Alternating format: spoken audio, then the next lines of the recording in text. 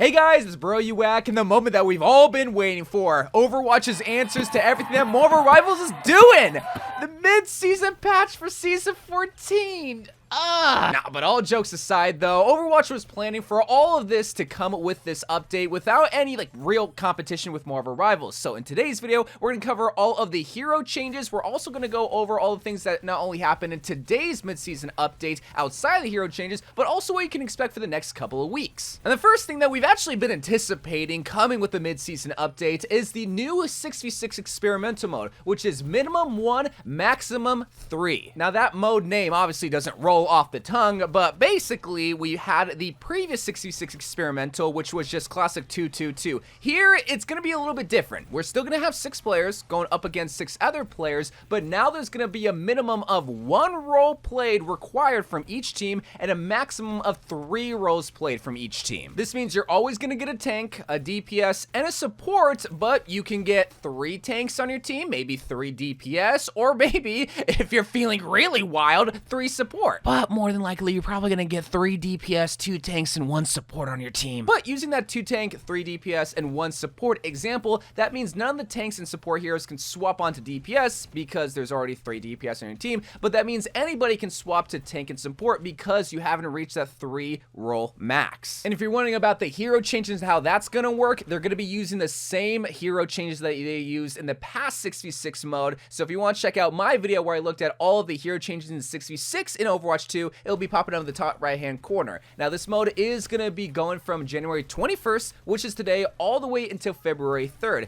However, if this mode does turn out to be a success, Blizzard might choose to extend this mode like they did with the last 6v6 experiment and push it into the arcade. And other things to look forward to in this mid-season update before we get into the list of all the hero changes is the Year of the Snake seasonal event. This is going to bring back Mischief and Magic, which is just prop hunt in Overwatch, but they're also going to be bringing the other Lunar game modes tied to the Lunar event, which is Bounty Hunter, which is just their FFA game mode, and Capture the Flag, which is Capture the Flag. We also are gonna see Overwatch Classic return with a different window of time in Overwatch's history, which in this case is gonna be the Moth meta, aka when Mercy was at her absolute peak, which that will probably not be exciting for a lot of you guys, most of you guys. All of you guys, except for Mercy mates. Or if you're a DPS Doomfist main, because this new Overwatch Classic mode will see the inclusion of 4 quote-unquote brand new heroes with Ana, OG Sombra, OG Orisa with their shield, and of course DPS Doomfist, which for me, that's also not exciting, but for a lot of people it's gonna be really exciting to get their dirty little paws on the DPS Doomfist. And if you're a Hanzo lover, which I hate you if you do, you're gonna love to see the Valentines Day event return with Love Geometry, which is the Valentine's Day game mode, Hanzo v Hanzo, and just the whole entire Valentine's Day event coming from February 4th all the way until February 18th. And the last major event that we can look forward to before we look at all the hero changes is the biggest competitive drive weekend, because on February 11th all the way until February 16th, you can play competitive Overwatch 2 to earn up to 6,000 competitive points. Not 3,000, 6,000. If you like Jade weapons, this is your last and final chance to get a Jade weapon for your main, because you will not be able to get Jade weapon variants after Season 15 starts. Oh yeah, and one more thing before we talk about the hero changes. Ashe also got a new mythic weapon where she's literally playing with her Rose toy. Alright, let's move on to the hero changes. Now this is going to be a small but meaty patch note with 3 tanks getting changed, Hazard, Ramattra, and Winston, 2 DPS heroes getting changed with Echo and Tracer, and then finally 3 support heroes getting changed, Ana, Illari, and Juno. And just a reminder, all the changes that I'm going to list are only in 5v5, not in 6v6, and not in Overwatch Classic. Now Hazard's the first tank that we're going to talk about, and for today's update, they nerfed his Violent Leap cooldown because they increased it from 5 seconds to 6 seconds. And if you haven't been keeping up with hero changes, because I didn't cover this, on January 7th, there was a small update where they nerfed his spike guard damage reduction. They reduced it from 75% to 65%, and the overall duration got decreased by half a second. Now, it lasts a total of 3 seconds. Ramattra is the next tank, and they're going to be buffing his base armor. He's now going to have 100 total armor, where previously he only had 75. And Winston's getting some massive buffs, where they're not only increasing the ammo capacity capacity from 100 electricity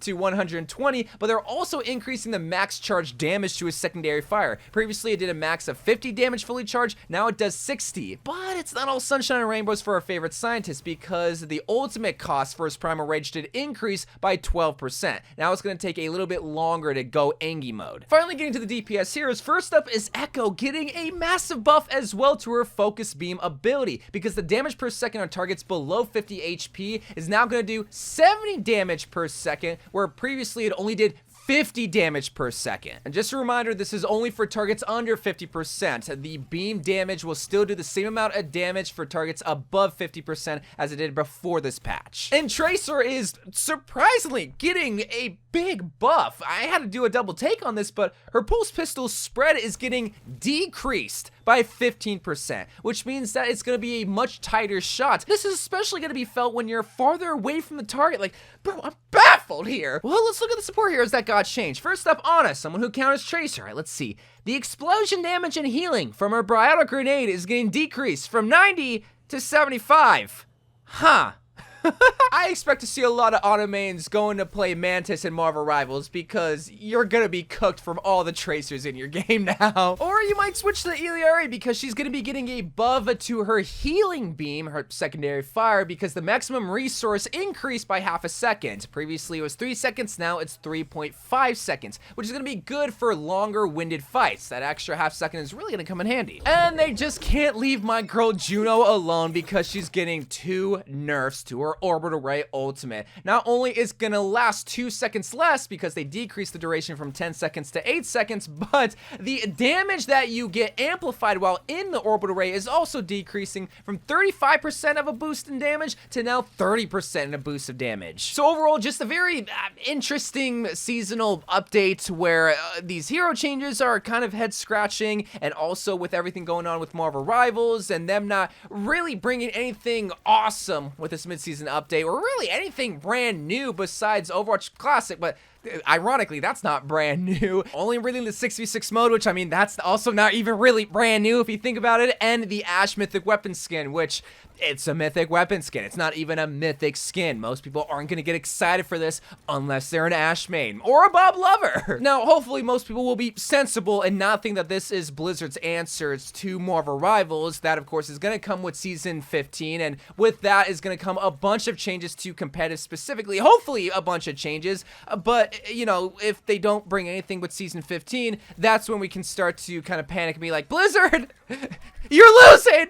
Please don't hit that panic button yet. Hover over it, but don't press it just yet. We still have a little bit of time to see what Blizzard's gonna do. And until then, I love you guys. Thank you guys for watching. Let me know what you're most excited about after this mid-season update. And I'm sure most people are gonna comment Season 15, which I don't blame you. So, till then, I love you guys. Thank you guys for watching. More Overwatch 2 videos to come, and bye.